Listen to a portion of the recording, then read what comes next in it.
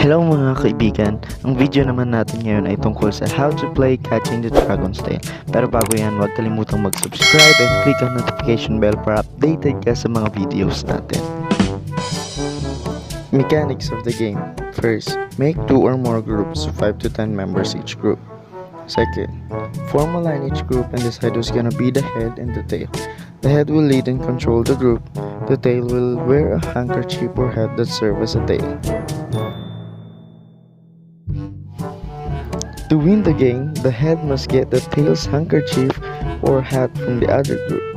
Therefore, the tail must protect what he wears and the team must keep their line connected. The facilitator will decide how many points a group should get to win the game. Come on, let's play.